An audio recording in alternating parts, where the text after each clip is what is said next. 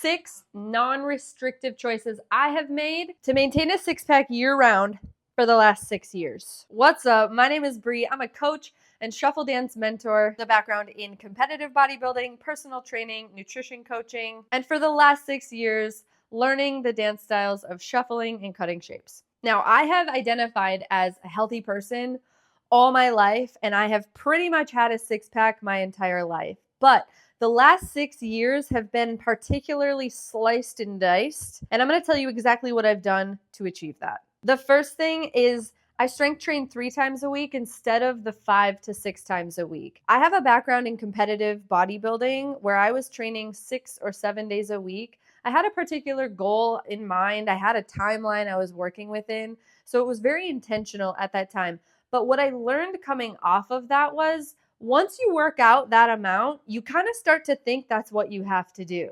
It took me several years to get out of that mindset. And as soon as I dropped into this 3 times a week strength training, I noticed I felt so much better because my body had more time to rest and rejuvenate between sessions. And I think when your body feels better, when your headspace is better, you inevitably have more energy, more motivation and drive to get to the gym and to get your workouts in. And they're gonna be better because of it.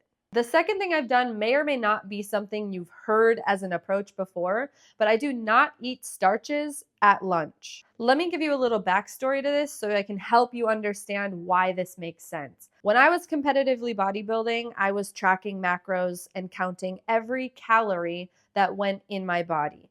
I developed a lot of awareness around food. I also developed some eating behaviors that were not so healthy. So coming off of that, I went through binge eating recovery, which slowed me down a lot at mealtimes and helped me just become more aware of my body's signals. I was trying to become more of an intuitive eater and just an intuitive person. And the binge eating recovery process really helped me tap into that because it forced me to do things differently. It forced me to break these patterns I had developed long before competitively bodybuilding. Just to be clear, it wasn't bodybuilding that led me to have binge eating behaviors. It was that it brought up awareness around it. So through the binge eating process, I slowed myself down with meal times. I became more aware. I got rid of the food scale entirely. And I started to finally hear my body's signals. I started to pay attention to when I was getting a headache, when I was getting bursts of energy, when I was feeling more sluggish. And one thing that kept coming up was that after lunch, I would feel this dip in my energy. And first, I associated it with the fats I was having at my meal times. But after eliminating some of that and realizing nothing had changed, I went to carbs next, and that made a huge difference. So I cut out starches at lunch just as an experiment and ultimately learned I felt great for the entire day. So I did that about 6 or 7 years ago, and I have not looked back. The third thing I do is just try to focus on being balanced in my body. So if I'm strength training, I'm going to be focusing on pushing motions as well as pulling. I'm going to be stretching before and after every workout because I know the impact of chronically contracted, strengthened muscles. You have to lengthen them too. Otherwise, you're just going to become tight. You're going to become more immobile. You're going to be more prone to injury. It's just not a road we want to go on, my friend. So stretch. Do a dynamic warm-up before your strength training and cool down with some static, longer form stretching at the end. Okay, but in addition to pushing, pulling, stretching, strengthening, I'm also focusing on rotational power and control and getting high exertion exercise and low exertion exercise. If you try to sprinkle all of those things into your week, you are off to a great start. The fourth thing I do is make space for joyful movement. This might sound a little silly, and it's because it is. We are all just children in adult bodies.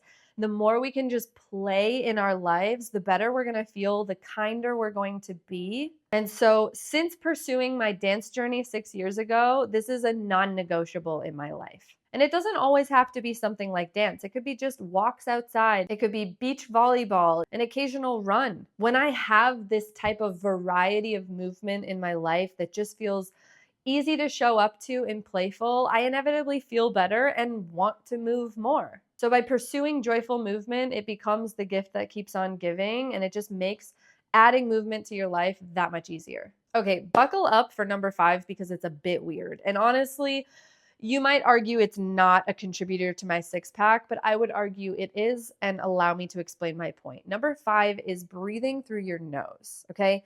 Hear me out. I read a book called Breath during the pandemic. It's by James Nestor. If you've read it, you already know. If you haven't, get your hands on it because it is mind bending and makes it so simple to understand the power of our nose and how our mouth gets us into a lot of trouble.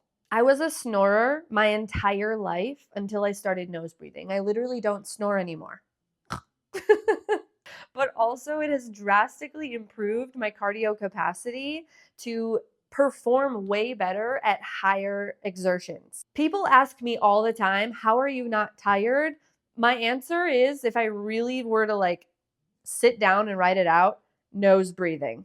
I'm not a professional at this. I just try to do it as much as possible, and every little bit adds up. So try nose breathing. Just get the book. Trust me on it. Being aware of something so innate as breathing will drastically improve your life. It really locks you into a better connection with your body. And whether you're making food choices, going through a strenuous workout, walking up a hill, navigating a stressful moment, focusing on your breathing will help. Okay, tip number 6, because I know you're going to ask, what's the ab routine? I'll have you know it's less than you think, okay? My philosophy is less is more and keep it simple. So here are the things I focus on every single week. First, core rotation and anti-rotation. Rotational power is longevity in exercise form. Don't skip it, ever.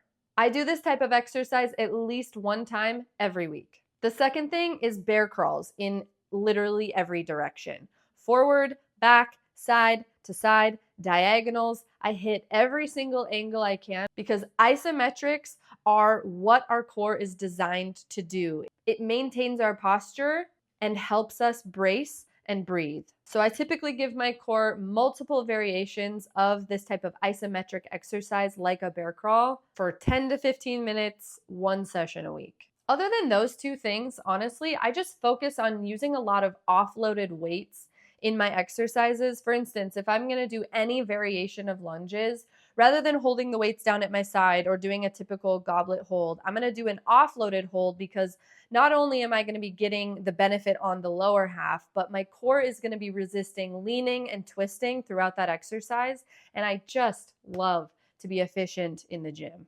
Those are my 6 not so secret tips to maintaining my six-pack year-round. If you found this video insightful, please give it a thumbs up. Feel free to subscribe. And if you'd like my help getting into the body and mind of your dreams, click the link in the description below and I'll reach out if we're a good fit.